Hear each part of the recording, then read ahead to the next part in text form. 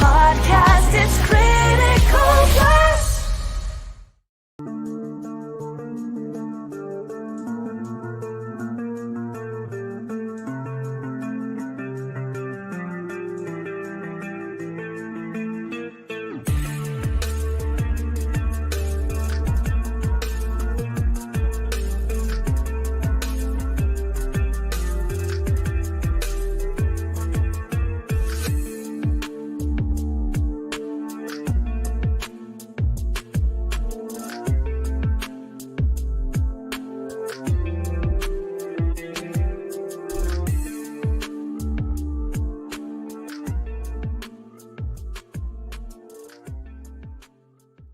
Hi everyone, Jason Hunt here, inviting you to join us every Saturday morning for news, the week's headlines in science fiction, fantasy, horror, comic books, video games, plus Comic-Con updates and the weather, and the occasional interview along the way. We call it Good Morning Multiverse. We hope you join us every Saturday morning at 11 a.m. Eastern, 10 Central, right here on Sci-Fi for Me TV.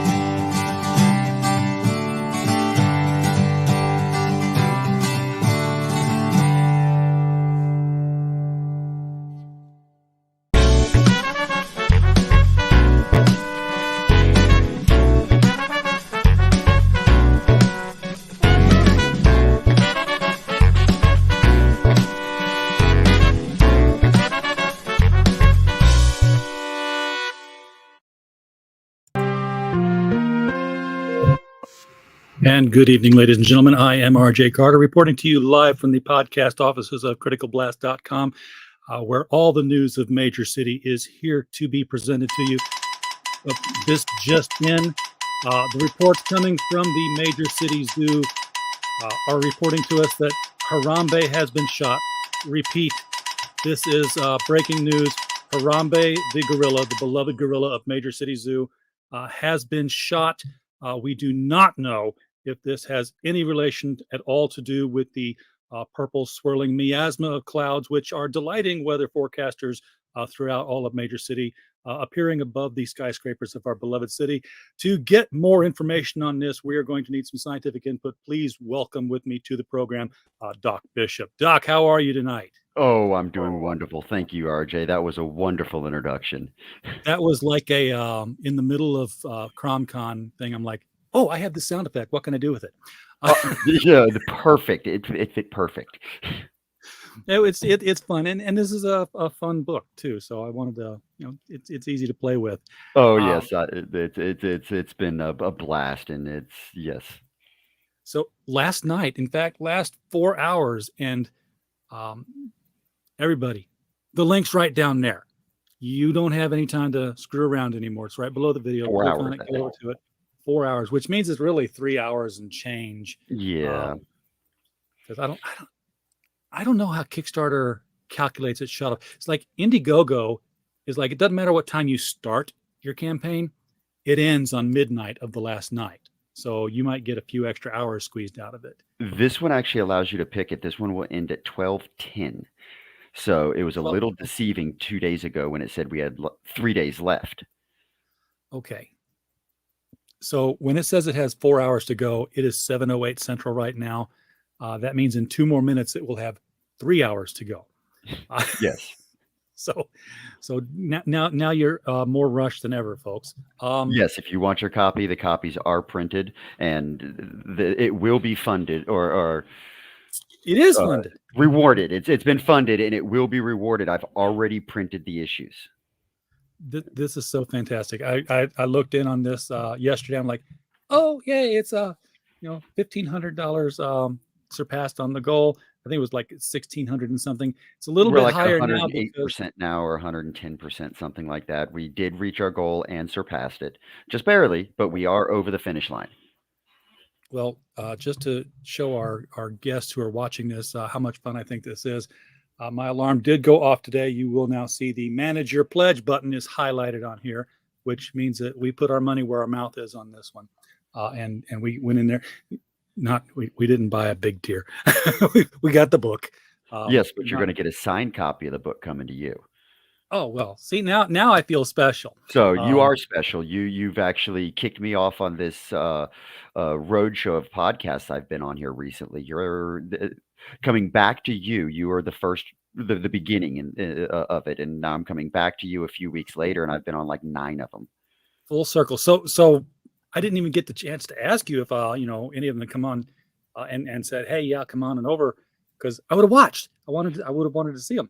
Oh, sorry. Yeah, I was throwing them up on Facebook and Twitter and the different places I had, but they were happening so fast and on top of my work schedule. It was difficult to keep on top of the past couple of weeks, but I think we've got a handle on it. Yeah, it is when you've got the day job thing, you've got to yes, you've got to. The money's got to come from somewhere. And Yeah. yes, I still work like a dog all day, every day. It's amazing what you can do with a lunch hour when you've got the day job. Or just stop sleeping. I figured I'll get all the rest I need when I'm dead. This works. Yes. I'm looking forward to that day more and more. Because I worked with a guy, my last position. He's like, as older I get, the more I just enjoy taking naps. I said, that's your body's way of preparing you for death. Yes, I have to take a nap every now and then, but for the most feels part, good, doesn't it? Oblivion's Oh, not so bad, huh? I threatened my children when they were younger. It's like, one day you're going to want to take a nap, and I'm not going to let you do it. I don't really like taking naps. I like sleeping in the mornings. I don't want to get up when it's time. The older I and- get, the less I can sleep in one period without that's- hurting. Yes, that's what gets me out of bed. Is like my back is just like, I've got to move now. But once I'm up, it's like I'll be up till 1 a.m. and I've got to get up at 6. But Mhm. I've still got stuff to do. I want to do stuff. I'm watching a show. I'm reading a book, playing a game. I just, I've never been one who's been able to be mature enough to say, okay, it's time to put myself down now. No, bedtime doesn't covered. exist for this adult, at least. No, I'm the exact same way. I was didn't get in bed until like 2 a.m. yesterday. I was 4 hours of podcast yesterday, and then the work and wind down after. Yeah, it was ridiculous. I had read wanted. I had read Edgar Allan Poe as a teenager, and I think I took some of it to heart because he had that quote that's like, sleep, those little slices of death, how I despise it. I was like, oh, Yes. yeah, that's me. Yes, big fan of Poe. He had a lot of influence on me in my adolescent years. I actually, one of my newest collections is I collect antique books as well. So I actually have a pocket edition, or a pocket set. It's 10 volumes of Edgar Allan Poe shorts, dated back to 1890, I think was the dating on it. Ooh, very nice. So that's the prize of my collection at the moment. Yeah, I've always wanted to get an 1880 something first edition Macmillan and Sons of Alice in Wonderland. But that would be nice. I'm actually looking for a Bible pre-1610. and it's difficult. I've got one. I've got like 4 Bibles on my library shelf, all packed up. And one of them's like a pocket-sized Bible, but thick, and Mhm. it's like 1919, like Titanic era. Wow. And then I've got Yeah, this one that's like really. Go ahead. no, I was just I have a thing for the antique books, the older books. I got a gift from my mother-in-law a few years ago, and it was the Good Husband's Handbook, and it went through in detail on how to pick up a date in a horse and carriage and the proper etiquette on how to do it. It was written in, I want to say, like 1910 or something like that. That's very cool. It was really Yeah. interesting read. Etiquette has changed so much. I mean, we're always ladies first is the phrase that comes to mind. You open the door, and it's like didn't used to be that way. It was the men would go in first, not out of rudeness, but because hey, it's You terra don't, incognita. We yeah, don't you know don't know what's in what's on there, the other side. so we'll make sure it's safe, and then you can come in. Chivalry is not dead. It just might be taking a small nap. Speaking of naps. Yeah, absolutely. So, so, so tell us, for the people who have missed you the first time, didn't see the world tour, and I'll take the nap here because I know this one. Tell us about what is going on in First World. I gave a little bit of away with that little impromptu news broadcast. Oh, you But you you set me up perfect for First World. So currently in First World, we are taking a deep dive into the Harambe effect. Okay, so the Harambe effect is what that big swirling purple clouds are, which is a time split or a reality split from our current reality that we know it. So when Harambe the gorilla died in 2016, the world just kind of went to shit, and we're going to go along with it, and we're going to make fun of each and everything we can from that moment forward. But we have to accentuate the beginning and the kickoff point to set up the universe of First World. So First World is if you've ever wondered why or how the world has gone crazy, well, let us be the first to welcome you to First World. First World is a land where nothing makes sense, feelings trump facts, men are women, children are sterilized, politicians have converged with every aspect of society, and, well, bugs are for dinner. Unfortunately, the longer you stay, the less it makes sense. And to cope with it, we've created a parody. Welcome to First World is does one of our anybody log have? lines. Is anybody rich on cryptocurrency? Uh, Because Not at the moment. No, no. I've stayed away from cryptocurrency, and I'm kind of glad at this moment I did. yeah, because that's been the latest weird thing is like oh yeah we a few $1 billion disappeared. We don't know where. Yeah, where It's did it go? I don't know. If I kept my checkbook like that, the IRS would be crawling up me with a microscope. oh well yeah, but what was this? Somebody put it out there pretty brilliantly. Is like if I'm off $100 in my checkbook, it's my problem. Um, if the bank is if I owe the bank $100, it's my problem. If I owe the bank $100 million, it's the bank's problem. And if I owe the bank $8 billion, I'll be trotted around the world on a media tour. Y- Um, You know, so yeah, it's absolutely. strange days indeed. Um, so let me ask you this, because you set out to satire stuff. Did you ever run into a situation, or maybe in future volumes as you're writing, because this isn't ongoing right now, where you parodied something, and then after you've done it, you sit down, you having dinner, you kick back, you watch the news, and there it is. It just became a real thing. Not yet. But I do like to go ahead and run the joke that, what's the difference between a conspiracy theory and news? About 3 About months. 6 months, three Yeah. months. It's getting a shorter time period on that, and that's about the uh, same issue. We just got started on the whole parody thing, and we are going to go so outlandish with it. If any of this happens to become more than just parody, I am going to be even more shocked than I am now with the ability to keep the entire world inside for almost 2 years. I'm waiting. I'm just waiting for the Illuminati to break into broadcast. Like, okay, we can't take it anymore. Here, this is Yeah, what's let me going just on. Just tell us. Let me just set you straight. We're broadcasting to you live from Atlantis right now. Oh, since we did speak last, I did go ahead and get an update on one of our characters. Do you remember me talking about the Papa Time and his retardus? Yes, the retardus. I could not forget the retardus.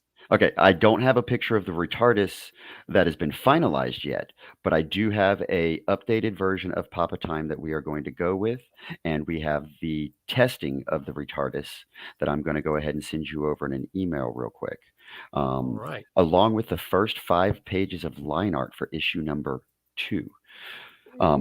We are currently 15 pages into issue 2 completed.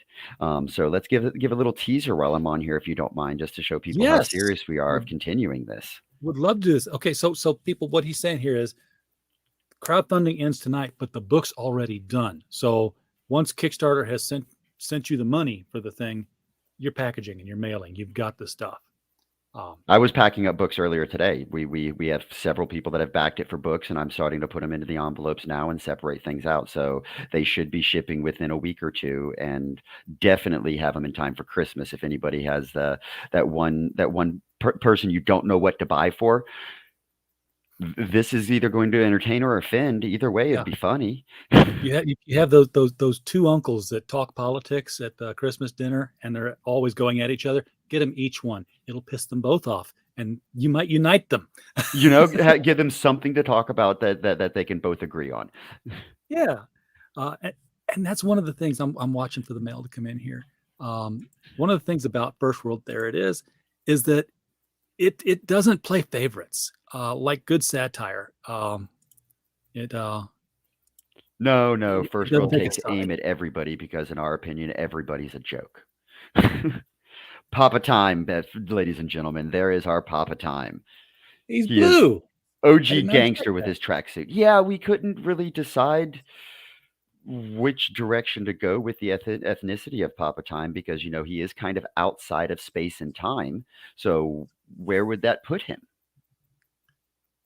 Put him wherever we want to put him. So I think blue matched the tracksuit the best and kind of highlights the Papa part of Papa Time. Maybe we can even throw it in there as a layered pun with Papa Smurf. Looks nothing like me, Pop says. You're right, Pop. Hey, Pops. It's a little more ZZ Top than you are there, and you have a better complexion.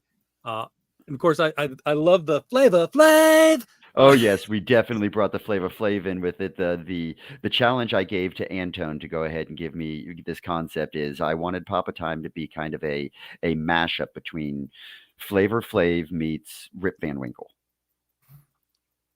and I think he hit it out of the park. Trucker hat with the little time symbols on it. We've got the he's even got the grill blockchain. We got the grill going on. The kicking 80s glasses. Yeah. On the front of the hat is a clock. Very nice, very nicely done there. And then of course, Papa Time gets around in his retardus. This is our starting image for the retardus. It's a phone booth. Yeah, it's going to be a phone booth, and we're going to go more for a parody of the Bill and Ted's phone booth, mixed with, of course, everybody knows the Doctor Who's retardus. Is it even more cramped on the inside than it looks like on the outside? We're actually not going to spend too much time in the retardus inside of FirstWorld. That is actually a setup for a spinoff that I'm already working on. Working on a spinoff that's going to circle around Papa Time and a character. I think we're going to name her or them a Zinni, kind of like a Ginny with a Z. Okay. And it's going to be our version of a Generation Z character that happens to steal Papa Time's retardus and take it on a joyride through time. They might be the ones responsible for the Challenger exploding in the late 80s.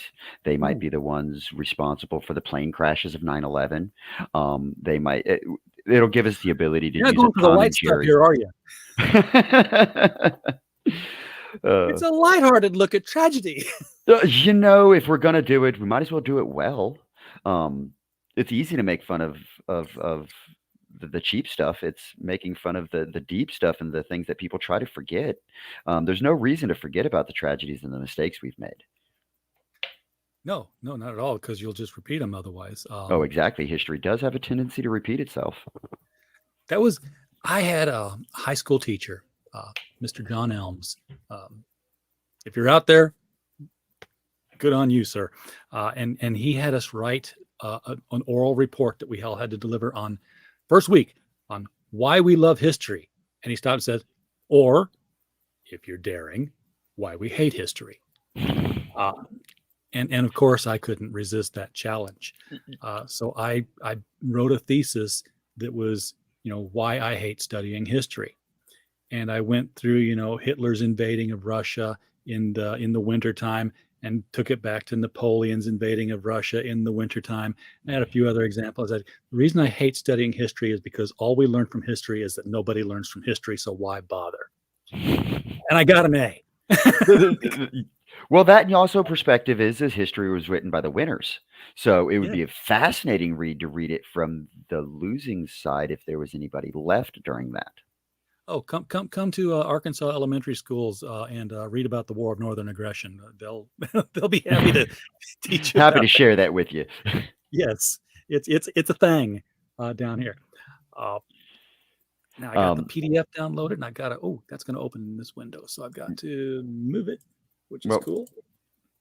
This is going to be the introduction into First World issue 2. So First World issue 1 is going to set everybody up for the world and what they're going to be. It's gonna lead you into the pool very gently, in my opinion, on the satire that we're going and how far we're going to end up going with First World, and set the stage that this is a parallel fractured reality of current day politics, and we are using some of the very most blatant name conventions you can think of. So Harambe is killed not in the Cincinnati Zoo, but was killed in the major city zoo.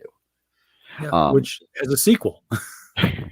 And then of course we have Auntie Samantha, we have Above Average Joe, the naming, or Papa Time, Mama Nat. The naming conventions are going to be parodied just in themselves. I just realized how much Auntie Samantha sounds like anti-Semitic. Oh, I'm going to be watching for that. So First World in issue 2 is going to go so much further than we went in issue 1. Issue 1's only like a 24-page book. Issue 2 has 36 pages of art. And on this first page, we have a lovely family taking a joyride. If you would scroll back up at the top for me, please. Yeah, we're going to Amuseland. Going to Amuseland out of Rocktown into Major City 2. Not to be confused with Major City, because it happens to be another city that's major. Yes. So it's Major City 2, and they're going to leave one of their conceits of the show of the series is generic naming. Oh yes, it's the naming conventions I'm having actually a whole lot of fun with. So as our family gets into Major City 2, they're going to go visit their favorite amusement park, which is Amuseland. First panel to your left is the introduction of Mr. Mouseman. Mr. Mouseman runs an empire that has financial ties into Hollywood, which is a character all of his own, by the way. And he also has Hollywood is a physical character. Yes, that's going to be hilarious. I have him wrote down, but nothing more than just a concept blurb. But we introduce Mouseman here with his mouse tower eerily overlooking the town of Major City 2 and side of his Amuseland. As his phone rings, which this was a creative choice from my artist and Osiris. Osiris chose the Play School style phone, which I was dying laughing when I saw this phone in the storyboarding. So as Mr. Mouseman gets them on speakerphone and begins to chit chat on speakerphone with his goons, we will call them, that just happened to be at the Rocktown City Hall. They're at the Rocktown City Hall where the other family just left. So they are talking to the Rocktown mayor because he's having a horrible, horrible problem with the water supply in Rocktown. Not Flint. There are all kinds of rocks, by the way, folks. Randy There could be Zimmerman, Flint this rocks. might be There your could rock be. town. So in Rocktown, they're having all sorts of problems with the water supply. So Mr. Mouseman is going to be so generous as to supply an unlimited supply of water to Rocktown, and he's going to let the mayor take all the credit for it. Nothing could possibly go wrong, I wouldn't No. think. Oh boy. But here's his henchman. This is Mr. Mouse. Mr. Mouseman. Okay, so do they have names? They don't have names. They're just going to be little throwaway characters, or they're Mr. Mouseman's little henchmen, or his goon squad, we'll call them. They just kind of come along and sing a song. We kind of are parodying the Pulp Fiction, the Yes. Samuel L. Jackson and John Travolta Pulp Fiction. Is kind of what we were trying to shoot for in that one. And we did go a little bit further. This is just the draft of the first 5 pages. So when and if you all decide to buy issue 2, you will be pleasantly surprised. We are cleaning up quite a bit of it and making some layered changes to add to this. You would be a fool not to. This is hilarious stuff. So issue 2 is going to take us into the Rocktown water crisis. It's going to take us. Hey, Pops. Hey, man. I was waiting How for you you to bring doing, yourself in, man. I didn't want to click you before you were ready. Yeah, I had to fix the lighting. It was too bright behind me. In issue 2, it's going to take us into the Rocktown water crisis. We're then going to go ahead and dabble just a little bit in the opinionoid crisis, because opioids and opinions and whatnots. Yes. We can play on words. People can get addicted to opinions. And we may or may not make a trip to a nightclub named Throb that might get slightly violent and need another appearance from our Death Snail. Oh, that Snail. snail's getting around. Yeah. So yes, we're going deep. Nobody is out of our radar. Nobody is outside of the scope to be made fun of. All of us are Following. guilty of to be made fun of. This guy's following in the path of South Park, and he's not going to cut nobody. And he's like, No. South Park gave me pause that this is feasible, and there is an audience for it, and I happen to be part of that audience. So why not help perpetuate? well, I mean, they're trying to crush that audience, but we're here. We're all still here. Yeah, we're just going to go to a different medium. South Park's got the whole stop animation thing, and well, I'm going to play with comic books for the time being. And it's your Hint, comic that you're making, which means that, if somebody gets mad, they can call your boss, which, you answer the phone and you say, hello. Yeah. Hold on. Let me put you on hold. Let me get the boss. Yeah. What do you need? HR. We got HR on the phone. HR. It's just F you on a loop recording. Well, the wonderful part about it is we live in this beautiful country of America where we have a set laws and we have a thing called the Bill of Rights. So Yes. under lots and lots of research, the First Amendment right that we have as Americans is our freedom of speech. Yep. The freedom of speech, freedom of the press, and freedom of the religion. But back to the freedom of speech is completely covered under a lot of different precedences. Yes.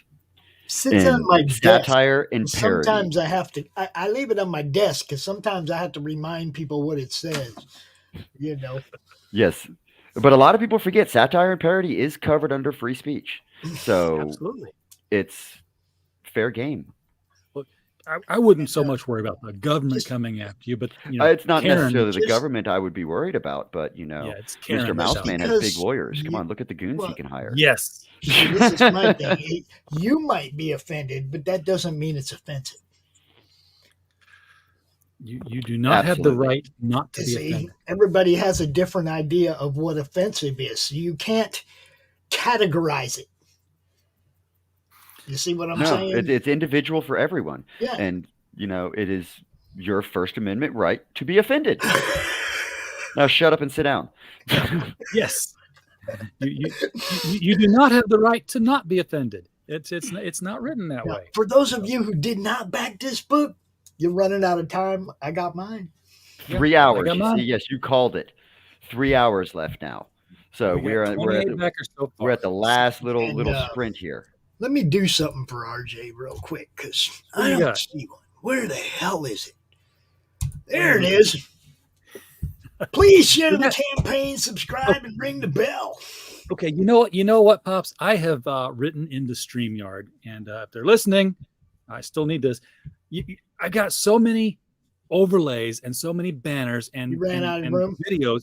I'm like, let me pop this shit out into its own panel, so I'm not scrolling up and down looking for shit while I'm trying to talk to somebody. It's just right there. I just RJ, you can make like 10 different studios and make them smaller and more streamlined instead of putting it all in one. but this is the only show I got. This is so it's one. Well, I mean, I'm just saying, I got like 20 something shows and we're splitting them all up between 10 studios. Like there's 3 people using each studio, and it's like we're making it work. Studios. I do have 2 studios. I have Marmalade Studio. So yeah, I don't have any studios, but I do. I did just pick up a pretty little mic. I've been on enough podcasts. I'm going to try to go ahead and get the sound a little bit better. Oh well, it's working. It's working. No, I haven't figured it out yet. I haven't even plugged it in yet. I took it out of the box though. Plug it in; it'll figure itself out. It's most likely plug and play. I did, and I plugged it in once, and it was a little echoey, which is why I went back to using the headset. It's not quite as bad. You know what? So I need to go with the settings. Yeah, what that happened with mine, and what it turned out to be was that your laptop microphone still tries to pick up. Really? This it was with mine anyway. I had to totally disable my laptop microphone. Now hold up. If you're not using headphones and you have speakers for your sound, you got to turn them away. From the microphone, I wouldn't thinking about that one because I'd be picking up that sound and give you that echo. And while we're getting technical, see, my speakers, I guess, are the back of this computer here, but they're right behind my microphone. But behind your microphone, yeah, they're behind the microphone. But apparently, my microphone's all the way around here. But I had to get scientific. I had to actually read what these little symbols were that looked like figure eights and eggs with bites out of them and everything. I was like, what the hell does this mean? So there's a setting where it's like, hey, if I'm anywhere around the microphone, I'm going to pick up. Directional. Then the one with the little egg and the bite out of it that says, oh, where that bite is, we ain't listening this direction. Yeah. We're only listening this direction. So I'm like, oh. So I turn that on and I talk here and I'm fine. But the stuff coming in at the back of it, it doesn't hear. Like, right on. So you don't get the feedback and the reverb. Yeah, I just need to get some time to sit down and play with it. And one of these weekends, I will actually have time to do it. And that is all it takes is just messing around. You figure it out real quick. If somebody like me can figure it out, anybody can. Yeah, I'm the same way, man. I'm not a hardware guy. I'm a software guy. I write the stuff that I want to happen. I figured that shit out without reading it. Oh no. It was because we always have the background noise. I mean, we got the washing machine, the dryer right there, the dogs. There's always something. So I had to figure out how to just pick up the sound in this corner of the room. Because there's always other shit going on down here. So let's talk a little bit about the next campaign, because I think this was your first campaign, right? My very first campaign, yeah. So I don't have a lot of confidence instilled in people that don't know me or anybody that's just looking at this with the trepidation that some people look at the Kickstarters and Indiegogo campaigns with that have never been funded before and have never actually sent the rewards out. I've heard that is a big scare that a lot of people have told me on some social media streams. Sure. If they don't know you, they're like, I'll wait and see if he gets funded. He's funded. Yep, already funded. Get in there a while ago, actually. This weekend is, I think we hit on Sunday. So we came real close to the very end before we funded. That's cutting it close. But lessons learned from this one for next campaigns. Absolutely. I've learned a lot of lessons on this one, and I'm thinking Indiegogo I might need to give a shot at for my next campaign and see what that platform has to offer. You could actually go right to it from this one and get an Indiegogo going for issue 1. I think I'm going to go ahead and take a pause through the holidays with Christmas Okay. right around the corner and New Year's coming up and things like that. I feel that's a bad time to try to throw anything out there, and I don't want to say it, but that might even have something to do with the barely making it over the finish line that we did with this. We did fun, but I was honestly hoping for more than what we were able to bring in.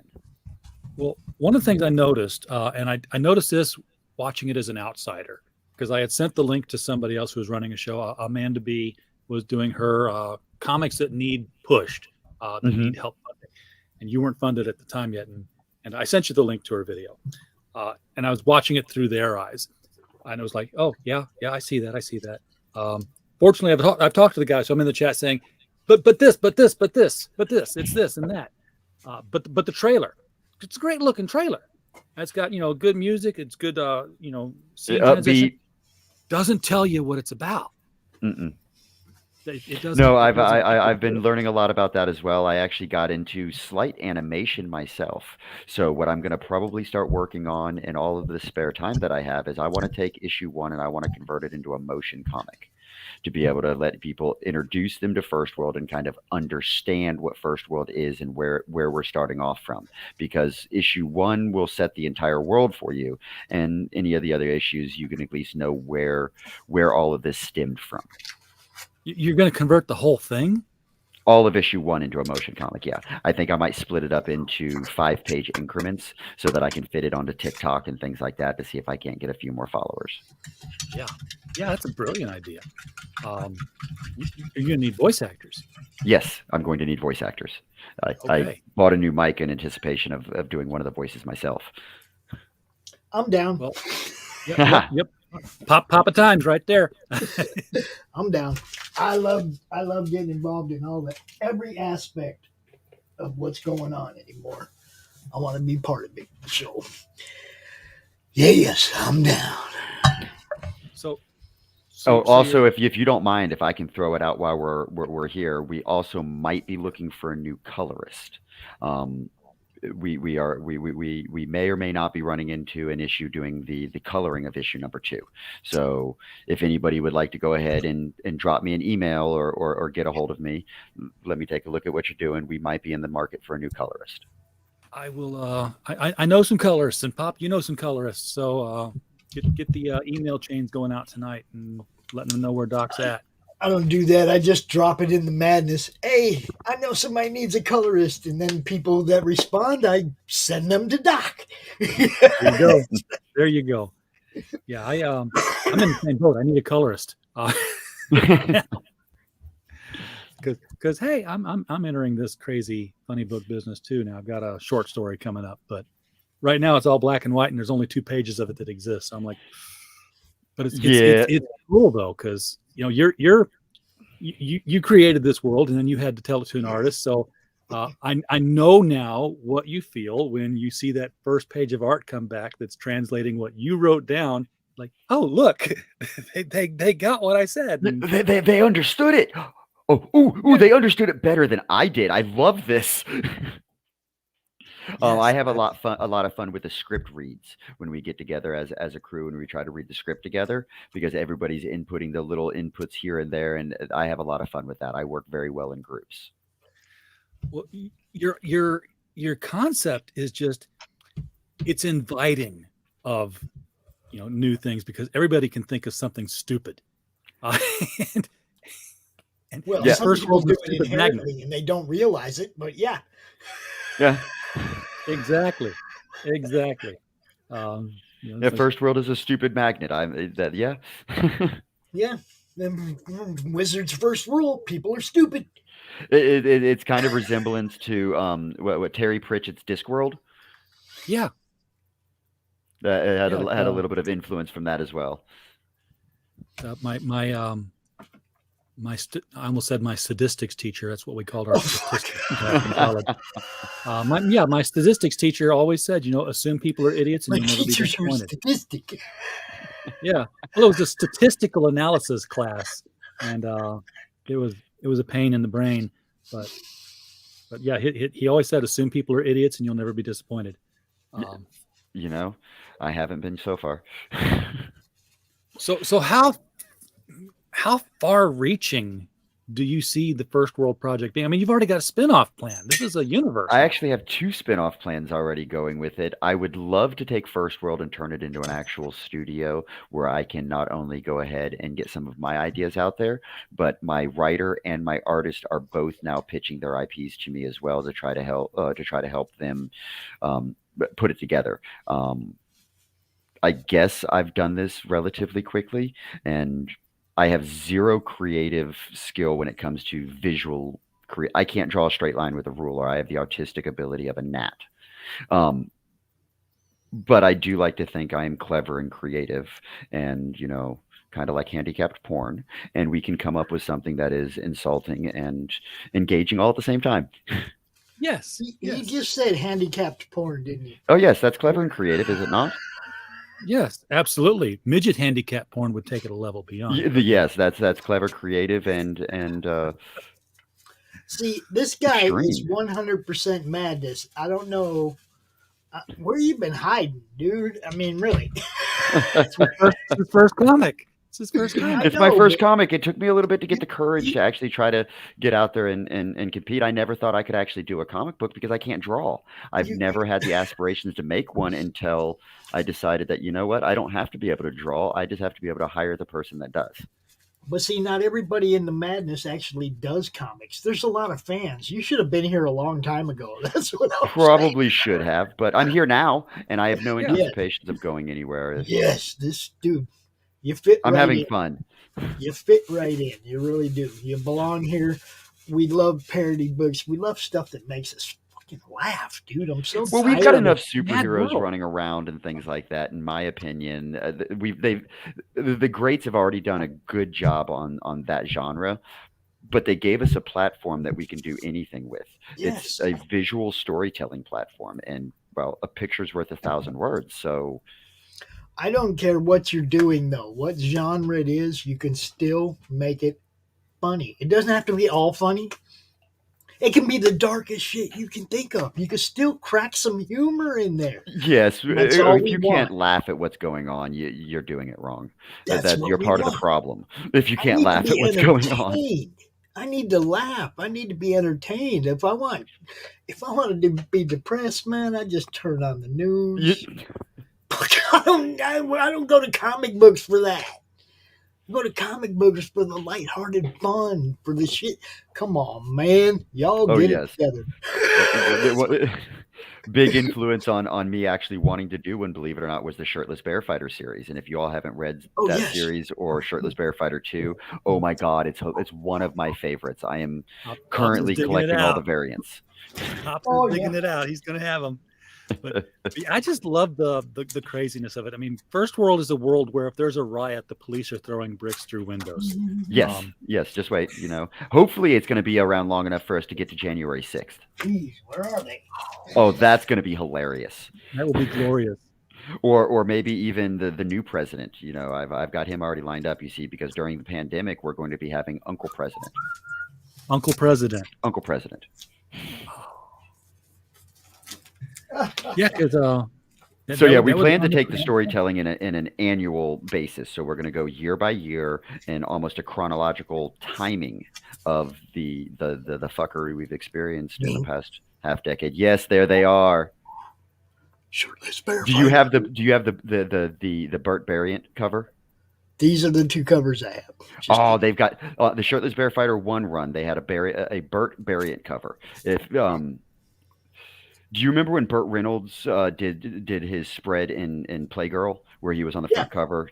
Okay, they actually knocked that off on one of the variant C's. Oh, I remember. I remember. Oh my God, I had to argue with the comic book guy in order to order it for me. He told me no twice, and I'm like, dude, I'll pay double. Just order it for me. Why would he not order it for you? Look, you sell hot dogs. I want a hot dog. I want a hot dog with relish on it. No. Well, it's the same place that I failed in getting a variant for one of my Walking Dead covers that I was looking for because he wouldn't buy the Gay Pride variant. Oh. See, that's how well I know my collection. It was like you said, Shirtless Bear Fighter. I went right to the drawer it was in, pulled it out. You got some pretty variants there. Those are good. Have you read the second series yet? He's Nope. currently on the second series. No, I haven't got So there. he's got a new character he introduced. It's Mr. Biyagi, and it's a bee that runs a honeycomb that trains the bears. Oh, it's absolutely hilarious. Honeycomb's big. Yeah. Sorry, you triggered something in me. No, man. Rich and an Doc automatic do that to reflex. me all the time. I don't know if you've ever seen Doc's show, Doc Blaylock, or Rich's show, but they sing. Doc put that in his stupid intro on his show. The Honeycomb song, dude, it's horrible. I can't get away from it now. He could Stop have, biting. Hey, Mike. Yeah, when everybody's done here, pop over to the mic stand. Get your nightly dose of niche news in comics, manga, anime, and professional wrestling, as well as this day in niche history. Yeah, I don't know what. I'm at a loss because we covered so much of this last time you were on. I mean, we went well over the hour that we were allotted. Oh yeah, I think we almost doubled that hour we were allotted. We were close to 2 hours, I think, if I remember right on that one. And it was just because there was so much to learn about this world, and what I want to know more about is where to go. Did we go through the character concepts last time? We Yeah, went through Mama some of them. Mama Nada and Mama Nat, and here, let me go ahead and send you an email with a bunch of character concepts, and we can just go through introducing characters, and that should go ahead and give people plenty of a idea of the first world fuckery. I like Mama Nat. She's my favorite. Pops, did you see Mr. Mouseman here, Pops? Say what? Did you see Mr. Mouseman here? This is issue 2. Yeah, we're looking at. I did see the Mouse Man. I remember that. It's like, okay, well, this is the new pictures he just sent over for issue number 2 that they're already 15 pages in on, and these are his 2 henchmen dealing with the mayor. Now, is his name Licky Louse? No, it's Mr. Mouseman. That's remember, everything's Don't worry generic. about me. I'm just taking a shot at that other mouse. Leave me alone. And I think that's all of them. Giving them a minute to upload, and I'll be shooting you over that email, and we'll go through that. But Pops, did you see the Mouseman's goons that are threatening the mayor there? Yes. I love it. Look. You remember I backed this when I looked at it the first time, right? Oh yes. The first time. 13. Okay. I actually already have your cover signed and put into a box. And one of the things I'm going to do right now is try to forget everything I know about it so that when it gets here, it's fresh. Like I just pulled it off the shelf of my LCS. You see what I'm saying? This is one of the problems with crowdfunding and advanced knowledge and all that is I have to try to forget it all so then I can read the book when I get it. Yeah, because you've seen it all. I've been talking a lot about the world as a whole, but I don't think I've given too much away about how issue 1 is wrote, because everybody knows the monkey dies. Yeah, but how do you tell a whole story about the monkey dying and setting up the world is the intriguing part. So it's layers.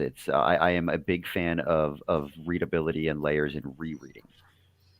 Yeah, that's why I'm a fan of Mike Barron, because everything he has, you have to peel it apart to get to the heart of it. It's got layers. I love it. Yes. Hopefully you see something new each time you look through it, and they sneak up on you. Did you get that email I sent over? I did, and I just had to go into a show. There's Here Joe. they are. This is Above Average Joe. Yeah.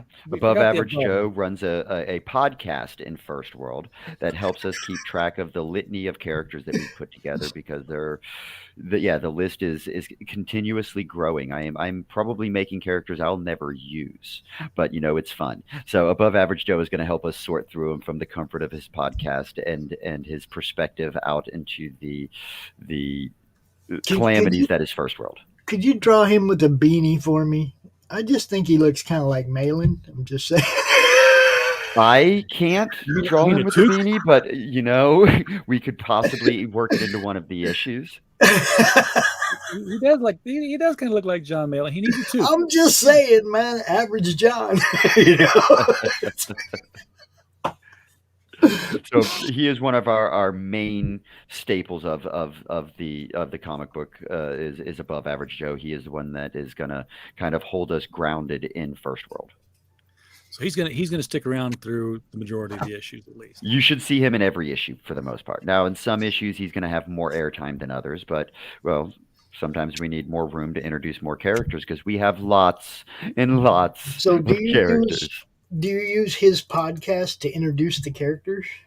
We use his podcast as a narrative tool in order to steer the story in a perspective view. Okay. So it's more like a storytelling and flashback through the I was gonna podcast. say it's not like somebody goes on Joe Rogan and then they're part of the universe after that. They'll like talk about the event where these people are rather than the people actually coming on the show and being introduced. Yeah, anybody that's going to be on with Above Average Joe is going to be talking about whatever event that we're going to be making fun of, and most likely they're going to have some sort of an interaction with the event. This is another character we created as a plot tool. This is Devil's Advocate, also known as D. You see, D may or may not be a double agent, and she has the ability to teleport around, so it's really quick on getting her to move where we need to move her all over FirstWorld, because we're not just taking aim at America. It's just that's where I know the best and where we're going to be most at home. But we do have Mother Country, we have Big Asia, we have Little Asia, we have Cold Asia-ish. We have lots of other places that we're planning on going to. I need to know. Is Hollywood putting on a major production in Eastern Europe and is just like, saying, cut, roll them, and just putting on a war movie? He will be putting on several movies and using those as plot developments, but we've got to get through a couple of years of this before we even get close to that. So That's right, because you're still in 2016 ideas. on this. Oh yeah, 2016. I got 4 years to get to before we even get to close to current, and that's going to be a lot of material to cover. In 4 years, we're going to be hitting the pandemic, and that in itself, we can have just an entire annual of the pandemic. We can just call it the pandemic annual. So D is sort of like your girl on the street. I mean, she just shows D up is our street reporter for Above Average Joe, and she's the one that allows us to actually get out into the real world as the events are going on to convey the plot. Now, is there a devil that she advocates for, or is this just? No, that's her plot armor. No, she is the Devil's Advocate. The Devil's Advocate is what I would think the concept of Devil's Advocate would be like. If you were to go ahead and actually think about the Devil's Advocate from a conceptual term, I think it would be a fiery little devil chick that you really can't trust. I know those people. Input. This brings us to Input. Input is going to make his debut in issue number 2. So he is already signed off and sealed for this is the concept art of Input. Input is the dictator of Cold Asia-ish. And he runs a country that happens to have a lot of hackers in it. And they are the ones that run most of the Betaverse, which is our version of a social media platform. Beta rhymes with never mind. So that he is part cybernetic, not quite identifies as human, male nor female. He just identifies. So much fun we're going to have with all these characters here. Anti-Sam. Anti-Sam, one of my favorites, one of the creators of FirstWorld. Anti-Sam is one of my first jokes that turned into FirstWorld. And this is my interpretation of what my Uncle Sam that I fought for in the U.S. Navy has turned into.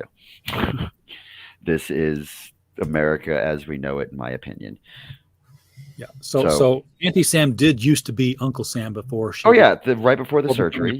She is absolutely a pre-op transsexual of Uncle Sam. So the whiskers keep trying to come back. They do. That's what The I love. and male pattern baldness. It's all there. The hormones have a freakish effect on the body when you start to age. I've heard. If B. Arthur were still alive, you could make a movie. Auntie Samantha is the head or the ruler of the League of Three Letters, which is our villainous group of henchmen that she is able to send wherever they may need be. They also go by terms of IRS, FBI, DEA, Do they glow? COP. No, but they all look alike, and we'll get to some concept art of here in a minute because they even have a difficult time telling each other apart. Perfect. The Found Fathers. Found Fathers is one of my absolute favorites. Found Fathers is an Appalachian redneck that happens to be haunted by the founding fathers of America. So you've got a redneck man that is constantly bombarded. Nobody else can see it, just Found Fathers of the folks of Benjamin Franklin and Thomas Jefferson and George Washington, maybe even a little Thomas Paine's influence. But They've if got they to be can't not happy. get him to get the opinions across, they might even have to jump in and possess him to do what needs to be done. Imagine Jefferson's response when with the ladies. I've always heard Jefferson was a ladies' man. Yes, he was. Yes, and he wears, for being the conduit for the founding fathers, he wears a Confederate flag on his overalls. It's a little bit more of the Appalachian side that's coming out in him. He just happens to be cursed with the founding fathers coming down on him. He's not too pleased about it. He didn't want it to happen. It just happened. And every now and then things happen that he happens to do, but he doesn't remember doing it, nor did he do it. Oh, that's even better. All of these characters can get their own book. Or at least their own, story arcs to run throughout here. Now we bring into LGBTQ or HNSKR or whatever other 5 letters we decide to choose into that panel when they're introducing themselves. Pay attention to the different facial features. We drew the same face multiple times because we are going to be having every intentions of having a moving piercing. So it's going to go in from panel to panel from different sections. One panel it'll be in the lip, the next panel it'll be in the eye, and next panel it might be in the nose. Panel over it might be in the chin. The rainbow of the outfit also has full intentions of changing in order in every panel. And the character couldn't quite make up which ethnicity it was going to be, so it decided to be all of them. And every little gender represented on the outfit. Oh yes, the first version of it was a little bit farther on the gender side. The artist even removed one of the breasts in order to have an homage towards the Amazonian archers. Wait a second, I know that story. Supposedly the Amazonian women that were archers removed their right breast in order to be able to have a straighter shot. Yeah, come on, guys. Yeah. I get it. Now, the ones with little titties didn't have to worry about it. Yeah. Which they just should have chose. Anyways, Mama Nat. Mama Nat is our demigod, one of our, to take a page out of DC's Sandman, one of our anthropomorphic personifications. Yeah, there you go. Anthropomorphic I like personifications. Mama Nat is Mother Nature herself. She is, in my opinion, that grandmother that would be cooking, right? And she's in there kind of giving you a lecture and you mouth off and she's going to hit you with a spoon and go right back to cooking before you even realize what happened. But she is just an absolute tall baby, sweet baby. Oh, if she doesn't have the spoon, she's going to throw a flip-flop at you or a can of Campbell's soup or whatever she has handy. And of course, we've already seen Papa Time now, and Papa Time is her counter. So you have Mama Nat and Papa Time, and they're kind of our anthropomorphized figures or ideas. Now, do you have the same artist drawing issue 1 that you had drawing issue 2? The issue artist, the line artist, is different than the concept artist. So Osiris Santos is my line artist. So for issue 2 and issue 1, those are all done by Osiris. Yes. Issue 1, I still had a leash on him, and I kind of kept him towards my storyboard that we did. For issue 2, I allowed him to actually redo the storyboard and do his own additions, and he decided to add the phone. It was his idea to go with the dog and the duck for the goons. So he brought a lot of character into the second issue that I am more than pleased with. He is absolutely amazing. This is the issue that I picked up, by the way. Because I love bifurcated covers. One of my early freak me out villains was the composite Superman, where it was like half Batman, half Superman. I'm like, how come the cowl doesn't just fall off? Let me get both y'all's opinions. You like the double covers or the split covers like this? What's your opinions on that, Pop? Because I am designing covers already for issue number 2. Okay, well, I'll give you my thought on it. If you're going to do this, you need to do it with 2 different artists. Well, so far I have 3 artists doing issue 1 for the No, covers, I mean the cover. You want 2 different artists, one doing each side. Oh, really? That would be interesting. Oh, I didn't think about that side. See, that's what I'm saying. If you do a split, if I see a cover like this, the first thing I'm thinking is it 2 people? How cool! And then I look and it's one person. I'm like, damn. I like collaborations that work, people. I like collaborations where people get along and shit actually gets done. You know what Welcome I mean? to FirstWorld. FirstWorld started as a joke in May of 2022, and it's now December, and issue 1's done. We're halfway done with issue 2. That's what I'm talking about. So we have an incredible crew. I'm sorry? I'll tell you something else I like about split covers. Now, see if I can describe this right here. I like the kind of split covers like this. Now, imagine you're holding the book in your hand, but the edge of the cover is right there by above average Joe's nostril. That's the flip over. And you see the full Harambe when you turn the thing back. Ooh. You know what I'm saying there? Mm-hmm. Yes. Well, if you scroll down to issue 2. So you do a half cover on top of a full cover. I'll say the second cover right there, the Amy's cover, cover A with the Nickelodeon-looking gorilla. That's actually designed as a full cover. That's supposed to be front and back. Now, it is not going to ship as a full cover. This will be corrected if I reprint it, and there's only 75 of these that exist. But that was printed the same as the other ones with the traditional back cover when it was intended to be a full spread cover. So the other half of Harambe is supposed to be on the back, and yeah. I got you. But yeah, this is like just a cover that only covers the first half of the book. Yeah, no, I understood what you were saying as far as the full bifold. Yes. Yeah, but this would have been wrapped around, and it's not. I got the dual cover too, the 2.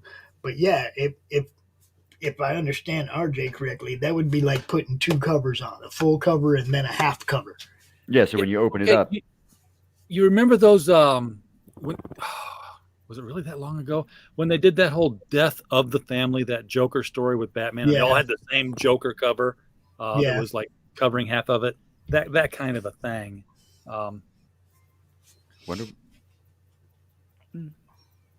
So here we're looking at the opening. This is page 1. Death Snail. Page 2. Death Snail right there. That's actually page 2. Look, we're going to turn Death Snail. I didn't give you page 1. We're going to turn that Death Snail into a folk hero. Well, I have full anticipations of the Death Snail being hidden like a Where's Waldo or the snaily slime. Find the snail. It's going to be in each issue. Where are you going to find it at? When we plan to put actually another the Easter egg in the issues, we created a character by the name of MK Ultra, who is a retired League of Three Letters member that is going to be, drawn into the background of a scene here or there with government secrets falling out of his pockets like bouncy balls, maybe peddling LSD to children. Oh, jeez. Sounds about right. Yeah, bring them all. Bring every conspiracy theory into the. I want to try to bring them all to FirstWorld because this is the perfect home for every conspiracy theory I can find. So, do we have aliens? Do we have Bigfoot? We don't need them yet. I haven't run out of story material.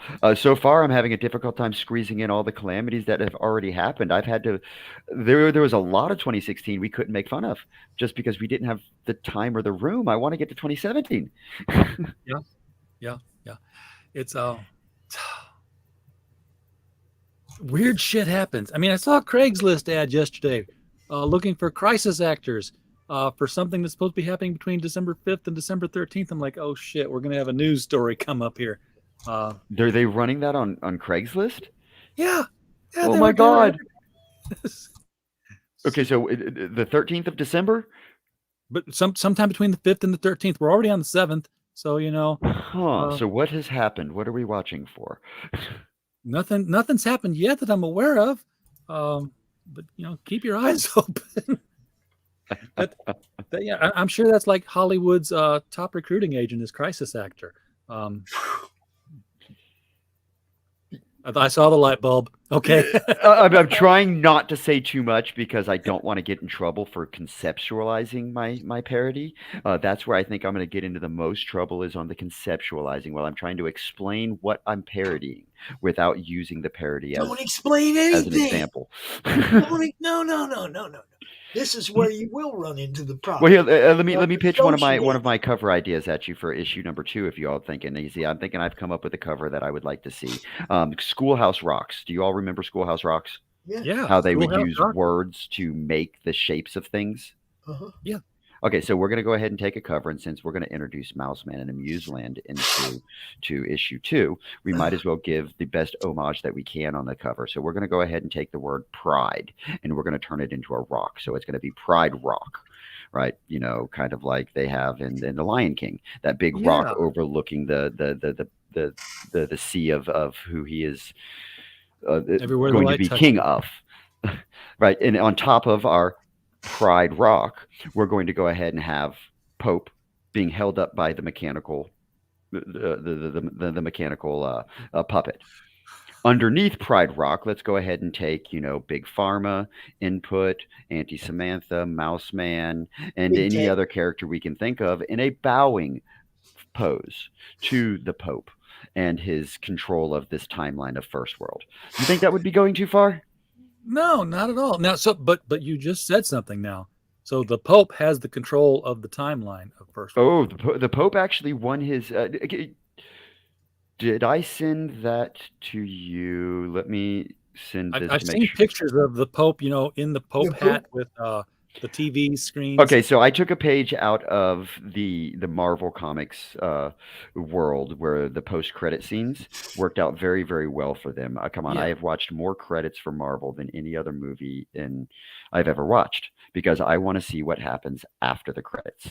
I want to see what they're setting up for, what's coming next, and that's something I decided to parody as well in FirstWorld. So we absolutely have an after credit. So after I give credit to everybody that helped me make this amazing book, I'm also then going to come back with another 2-page spread as an after credit spread.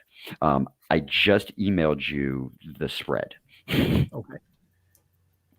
I reshaped it into a different flow, so it rolls a little bit better. Oh, okay. Do you want to put this on? I will. Yeah, I just got to wait for it. Completely up to you. I don't mind. If they're watching this, this is not really a spoiler at all for issue number 1. This is just helping you realize how far we're going with FirstWorld. Boom. And okay. Now I'm gonna have to zoom in. Yeah. Enhance. Okay, so this is where we have our sexy nuns. Our sexy nuns are making sure that they are taking care of Pope, kind of like you would take care of an 18-wheeler. They're making sure he's all shined and polished, and it's funny that they're doing this to him, and he's mechanical. He's a ventriloquist. Well, they're polishing him up, making sure that all the joints are still moving, nothing's getting in the way. And, well, of course, you notice in the back there the little hand sticking out of the hat with the smoke coming out of it because, well... Oh, my God! Mechanical. The choir boys are not sitting there with their mouth open and singing. No, there are ball gags in the mouths of the choir boys. Hold up. Yeah, and this is not C3POPE, is it?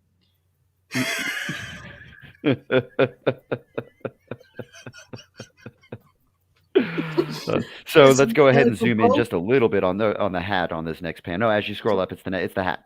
The next panel is the hat. So that zooms in a little bit on the hat, just to kind of let you know where we want your focus to be, is on that little hand sticking out behind the Pope's hat. Yep, right there. Because that's the man behind the curtain. Yes, because there's always somebody behind the curtain controlling what is going on. So we have Pope inside of his Pope mobile, watching his love about Pope. TTV. I don't know if the art team did this on purpose or not, but the Pope monkey looks like bored chimp. The NFT craze. I've gotten a lot of that. I don't think that was on purpose. No, but the Pope is sitting there with his hand out the window, smoking his cigarette like a trucker. Yeah, looking at his past, present, and future on past, present, and future, kind of like the Vatican's coronavisor. Have you all ever heard of that conspiracy theory? They've got a TV that they're able to see the past, present, and future, and evidently, in order to become a sitting pope, you've got to watch the death and resurrection of Jesus. Interesting. The conspiracy I ran across on that one. So sure, let's go ahead and throw that one in here as well. So I wonder how they got a camera that far into the past. They sent somebody back. It's supposed to bend light waves from history and condense them into this coronavisor. I don't know. I've studied way too much of it. It's the same way that Star Trek can have the ground of the planet they're going over show up and it be a straight on view instead of an overhead view. It's that same camera technology where they bend light waves and pick them up from different places. And well, Pope won his TTV or coronavisor from Papa Time in a bet way back in the day, because Pope is going to be older than you think. As he answers his phone, all Pope-like and all, which he may or may not have a yarmulke on. I was wondering about that. It's like, really? Oh, come on. You've got to have a Jewish monkey controlling the mother-obsessed cult. Yes, and then we're going to go into the TTV, the time television. So he's seeing the past with the death of Harambe. The present is the splitting of the timeline. And then the future is the gay frog orgy. Damn, the present looks just like a big old mushroom cloud. Yeah, well, that's the time vortex. That's the time vortex that split FirstWorld into the chaos madness that it has become. A gay frog orgy. I don't know. It might hint that issue too. Alex, you got to find Alex Jones' address and send him a copy of this. We actually made a character resembling Alex Jones. His name is Handy Sook, and he's going to be making his debut in issue 2 as well. I love it. I cannot wait for this book to get here so badly. Issue 2. Launch dates, delivery dates. What's the plan? I'm expecting to be finishing and completing issue 2 in January, sometime mid-January. So I will probably go ahead and start a campaign for it early February to mid-January, depending on how the team rolls. We did just lose our colorist, so that may give us some delays for issue 2, but I don't expect by too much. So yeah, there's plenty of people out there that are looking for work too. You know, good ones. I mean, you know, there was one in the Madness just a couple of days ago that was asking about colorists, and he ain't been asking anymore, so I'm assuming he probably is. It's kind of how we roll, man. But he's looking at the price. Yes, I can see now. Good job. So somebody knew. He's talking to somebody. Yeah. He may or may not have told him to do it. You know, who's the one behind the curtain? How did he know the death of Harambe would turn into the gay frog orgy? Okay, now, by the way, we see Harambe got shot in the head, but that's not the only gorilla we see get shot in the head, and there's no context for this Mr. Monopoly dressed gorilla that also gets shot in the head further down. There is no context on that now, is there? Yeah. No. I wonder what we're telling a story about. I can't give that away because that is the main guts of issue 1, and I do want a surprise to come when it's read. All right. Good. I can respect that, but damn, it's like, wait, That's not Harambe. That guy's wearing a tuxedo and a top hat. I've got a major monkey theme going on for some reason. We're just monkeying around over here at First World. I have noticed that, and I've got to see more. I've got to see more of Aunt Sam. Aunt Sam is all over the book. Look, She has a That's lot of the other activity thing, in issue one. RJ. This is a CG book if I ever saw one. It really is. What's a CG book? Don't understand. Don't go there. I sorry, mean, curious. It's for people. I guess people that lean to the right. Oh, Ethan, gotcha. Yeah. Yeah. There you go. Yes. Those guys. So I had to think for a minute. I'm really surprised that there's not more. I've sent talking several emails out and tweets and texts and things to people in different communities, and I have not been picked up yet. And I was kind of hoping to be. So if anybody is listening and anybody wants to, I will be more than welcome to jump into that community. Well, all you got to do is say you're in the community, Yeah, and you're there. you just start going in the chats of the people that promote CG. You go to their chats. You let people get to know who you are. You drop your link. Like, you can come to my chat and drop the link to your book anytime. Oh yes, but with the multiple things that I keep going, it's very hard to find time to sit down when everybody is on. So well, see, that's I why need to be more. That's why I try to have something on all day long. Pops' network is 24/7 almost. I'm trying. I'm working on it. I'm trying to get a schedule filled. Pretty much something on my network pretty much any time of day. And I'm showing replays at night, so even them people over in the UK can watch it again. And it's not just one YouTube channel. He's got it's all over the place, like a peacock. It's all over there. Well, I'm gonna have to spend some more time on your channels there and dropping in on the chats and saying hi to you. Drop in the chat. Drop your links so people get to know who you are and where to find your books at. Mike just dropped over here and he said, "Hey, everybody, this is where my YouTube channel is." Yep. You see what I'm saying? There you go. That's what I'm talking about. You go in the chat, you tell everybody, this is where I'm at. And like my channel, I give everybody a wrench. So you can just come in and do it. But with other people, that don't have a wrench yet, all they got to do is ask me. Some channels won't give you a wrench, but there's other people in the chat that will take your link and they will share it. You see what I'm saying? You just got to get known. Nobody joins CG. I jump in this show. You're pushed into it. You just kind of get thrown into it. You're pushed into it by people who hate you. Pretty much. And I was actually kind of planning on a little bit more of the hate for the book than what I've actually gotten. I've been accepted quite graciously into most of the places I've tossed it. I've even been put on the shelves in some of my local comic book stores where I didn't think they would put me on their shelf. And I even was made Comic of the Week the week I was on with you, right before Thanksgiving. I was put on for the Comic of the Week in a specific comic shop here in local where I am. It is okay. No, that the Dorkening has a show going on our channel right now. Those are the guys, Woody, that we're merging with. We're building the Roku channel with. We're taking their 50 shows and our 26 shows or 30 shows, whatever we got, and we're putting it all together on a Roku network. So I'm not really competing with those guys. I mean, RJ's part of what we're doing. We're all, you're assimilating them. Yeah, it's like I'm just making sure that they got another avenue to be seen.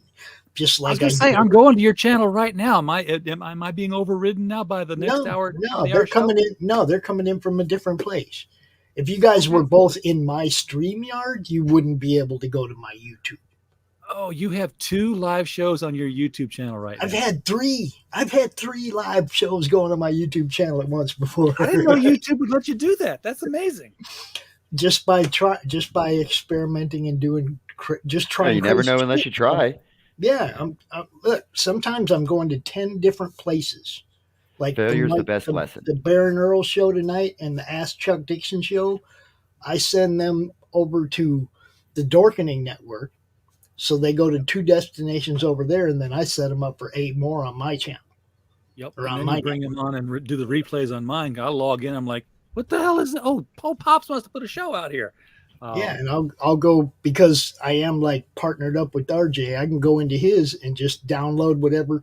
If there was something live on our show already on our network already, I'll download RJ's show, play it later in the evening, Right just on. to make sure that he gets on our network too. I mean, like I said, for me, it's just figuring out as many ways to get as many eyes on what everybody's doing as I possibly freaking can. Have you seen the what is it called? Whatnot and what's going on over there? I know about it. Didn't we talk to that guy, RJ? Who was it?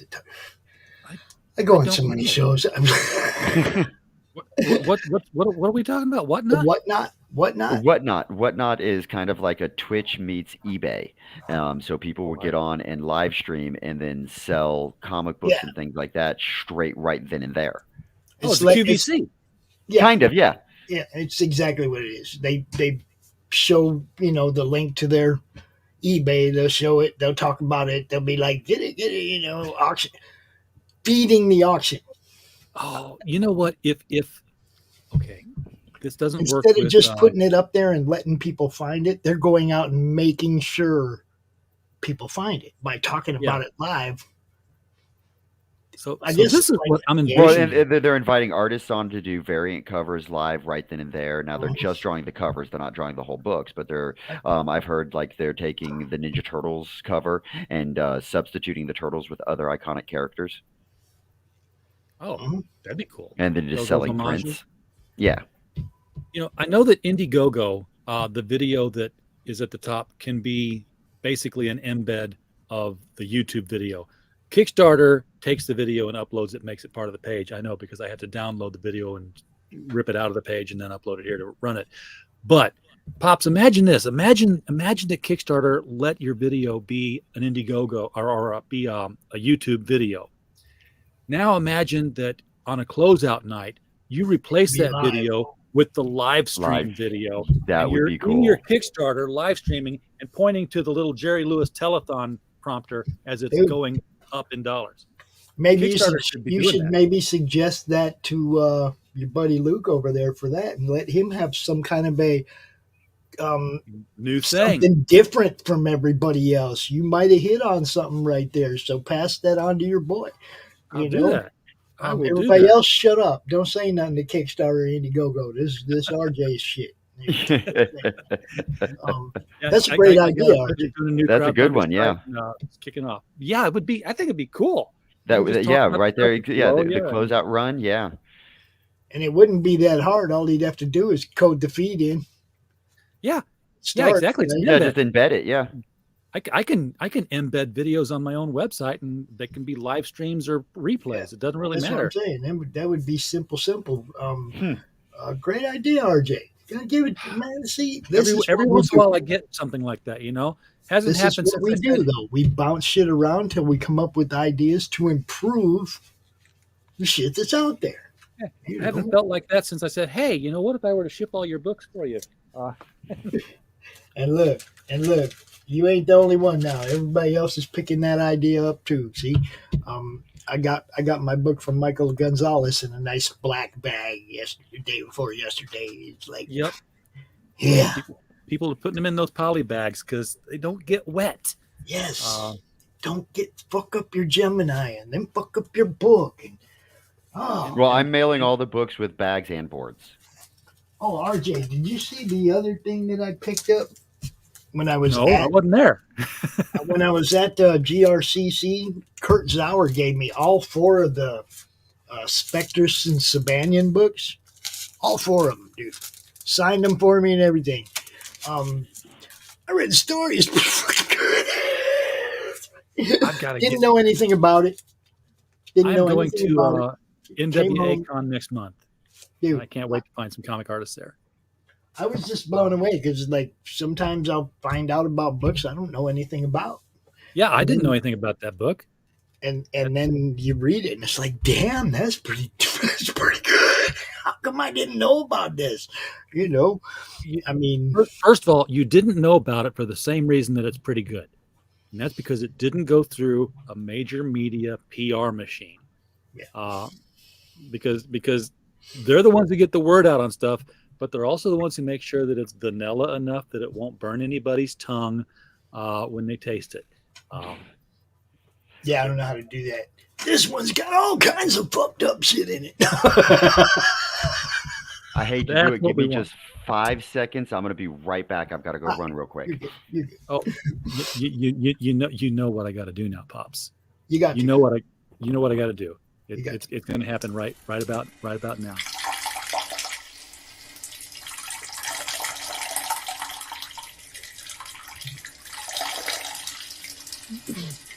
That sounds like a prostate problem to me.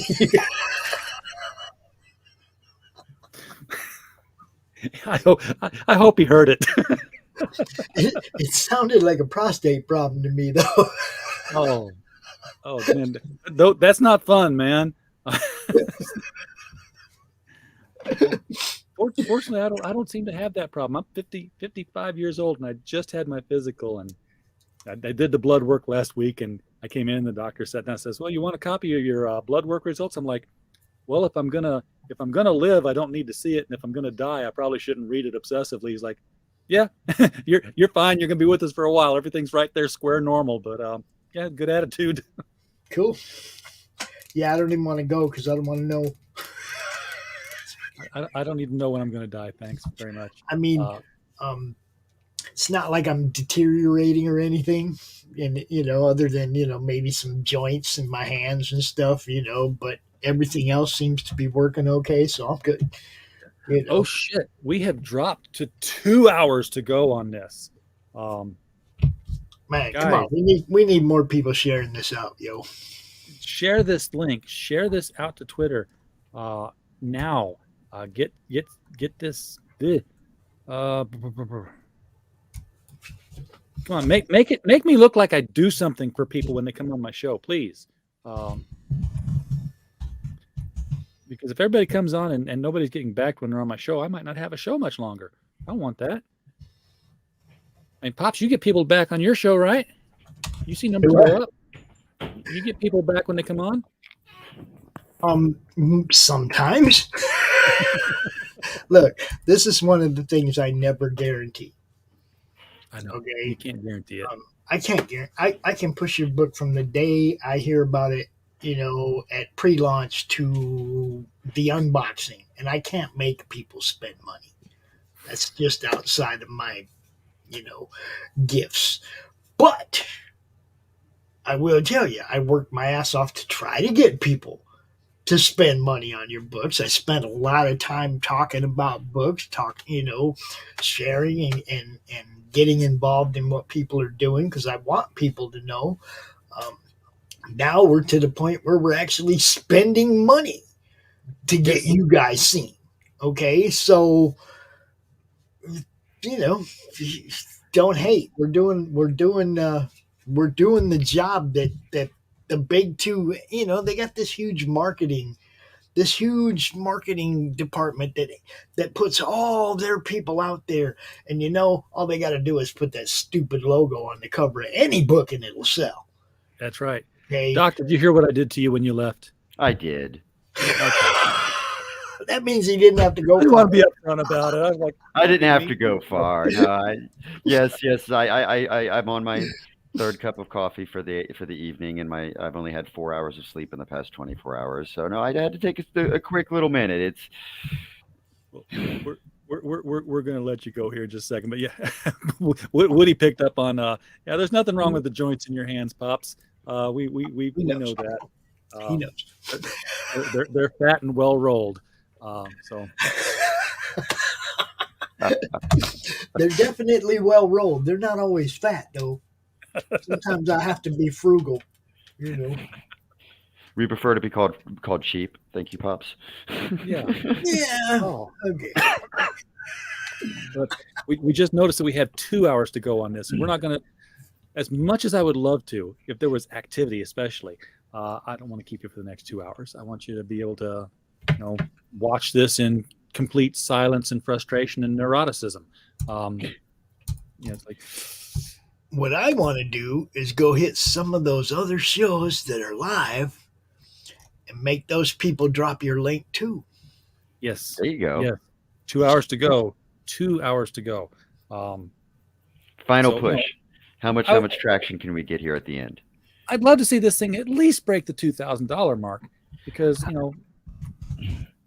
between you and me and everybody else, we know $2,000 isn't going to cut it.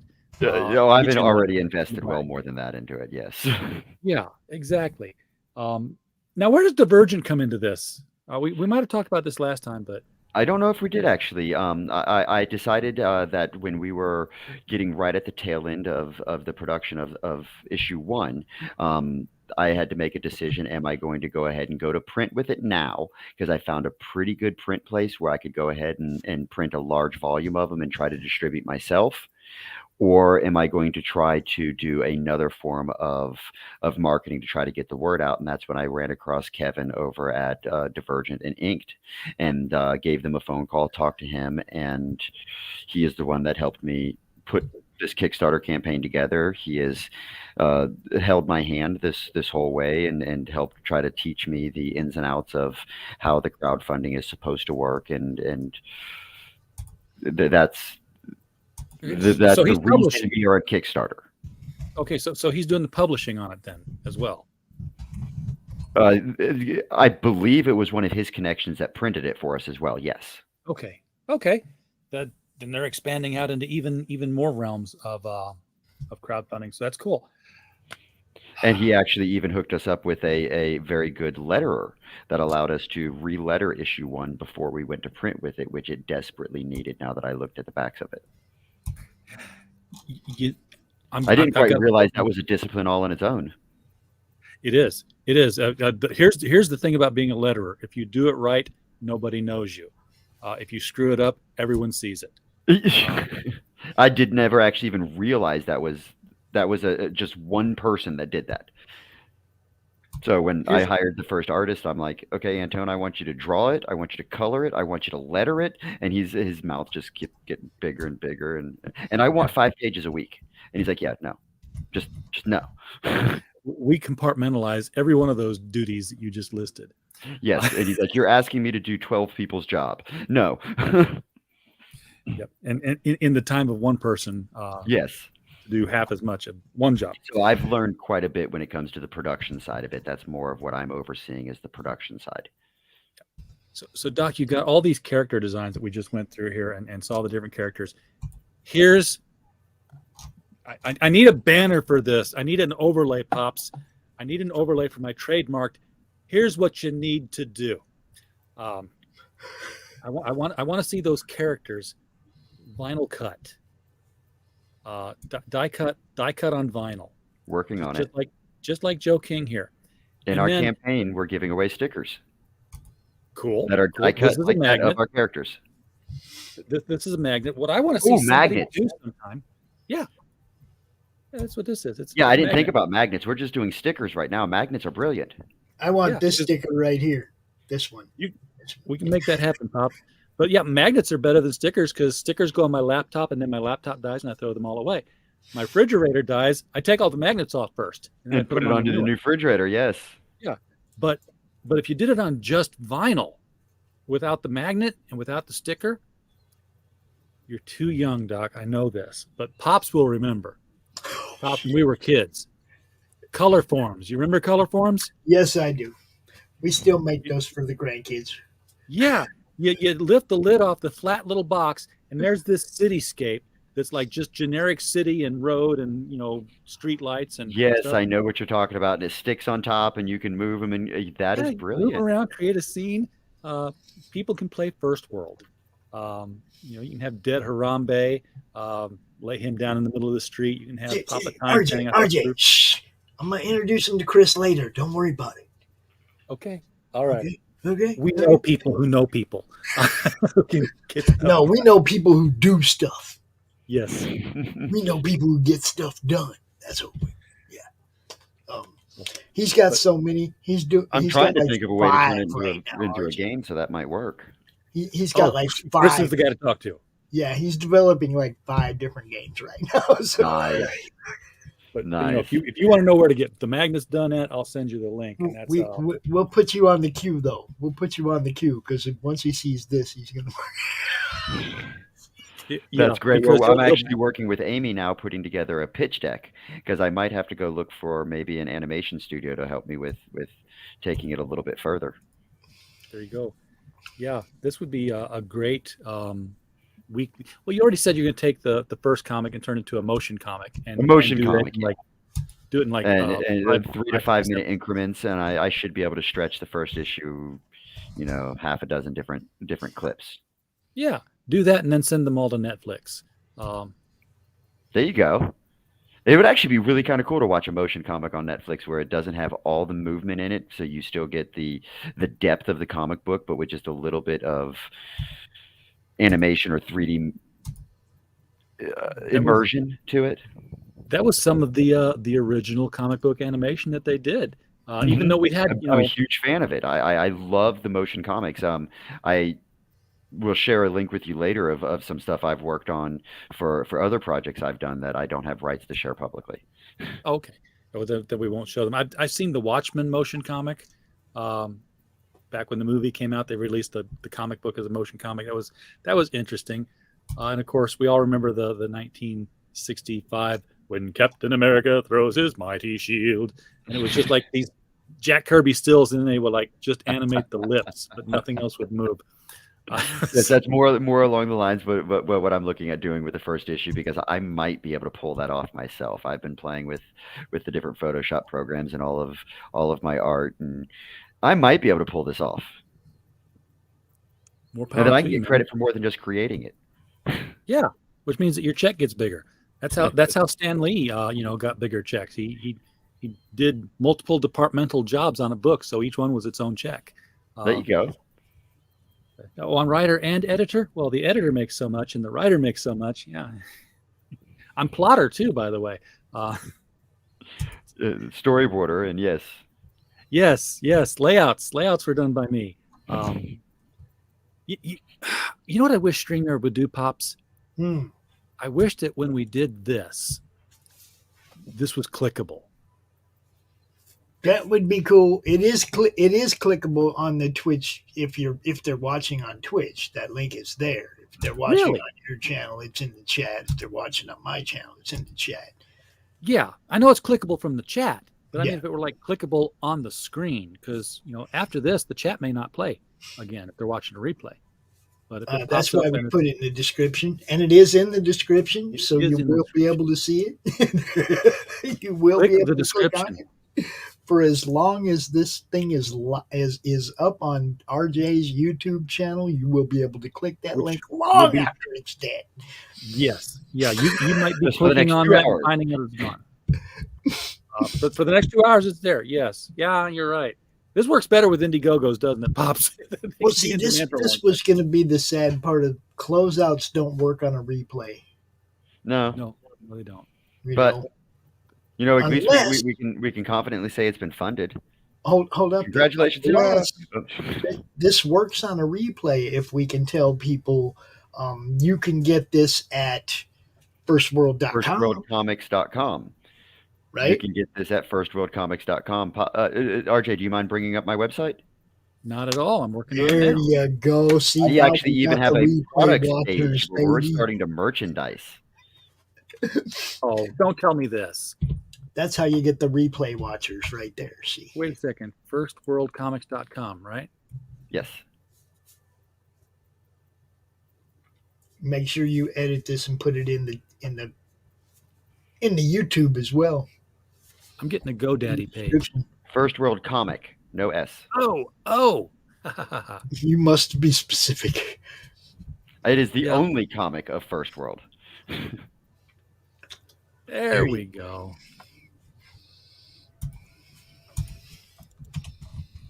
That's the page. That's what we want. So we can go to firstworldcomic.com as well, and you can pick up your own copy there, or you can do. You can watch our ever-expanding list of merchandise. You want to hit the shop button? I'm going to. I just put the thing into the chat here so other people can. Oh, gotcha. I'm sorry. And there is the shop products. Can't check out yet. Don't have anything in the cart. Oh my stars and garters! There you go. First World socks. Oh yes, the First World socks have been a big kick. I've got those on their way. They've already shipped according to the last email I got. Poker cards, the hoodie, the pill. You can get Aunt Sam on Oh, a it's a pillow. double-sided pillow. Auntie Sam's on one side. Who's on the other? I believe on the other side is the oh, I don't remember. What did I put on the other side? I click on it, what did it say? We're only seeing the one. Oh wait, there we go. The other side is That's Auntie Sam Sam. with the kid and teasing him with the lollipop. Yeah, sucker. Yep, exactly. Layers. Like I said, layers. Your First World coffee cup with the contradicting black inside. Nice, very cool.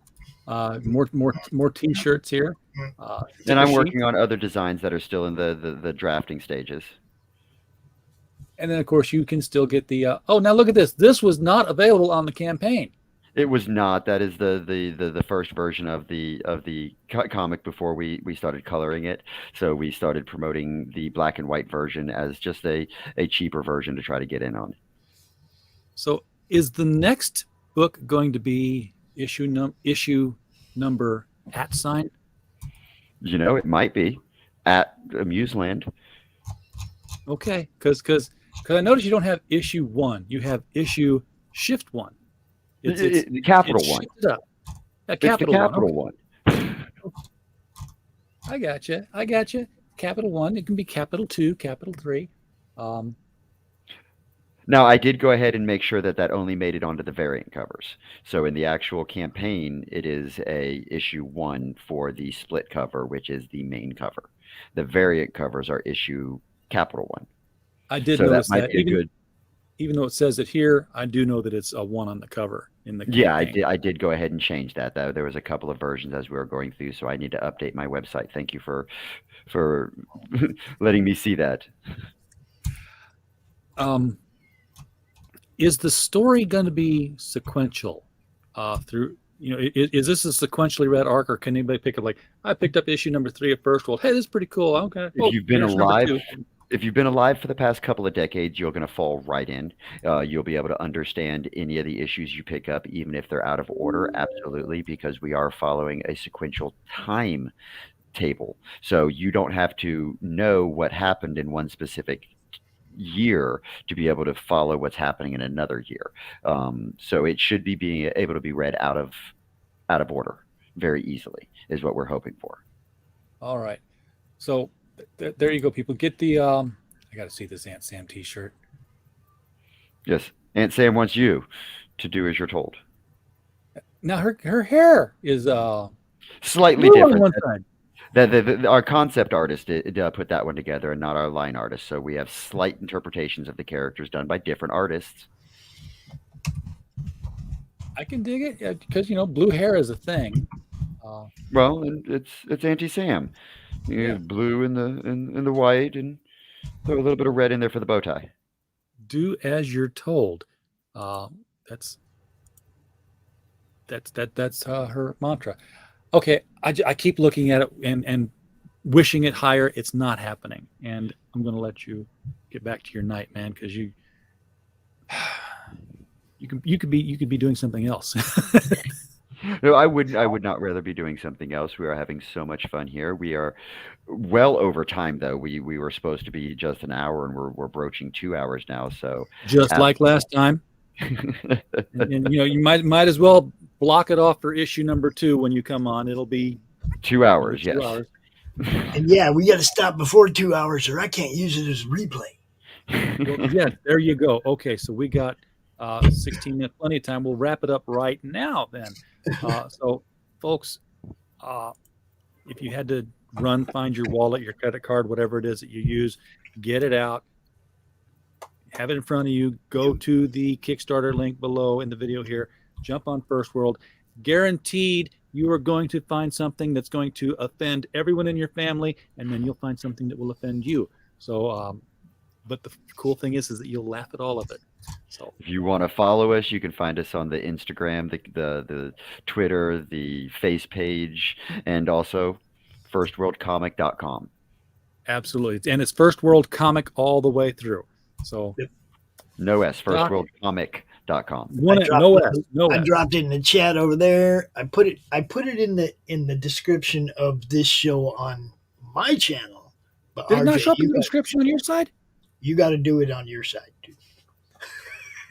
The First World Comic. Yes. Yeah, I added that to the description. So, look, you guys, even when this one's done, you can still go over there and get the product. Yes, directly on the website itself. All right. You bet, Woody. Thanks for watching. Thank you, Woody. Thank you for coming on. Glad that you were able to make the rounds and meet the people who promote comics other than me. I'm so glad I got to meet all of you. All you have been super helpful. I've learned so much. Next time, I think we'll be able to get you a little bit wider reach for number 2. Oh yes, and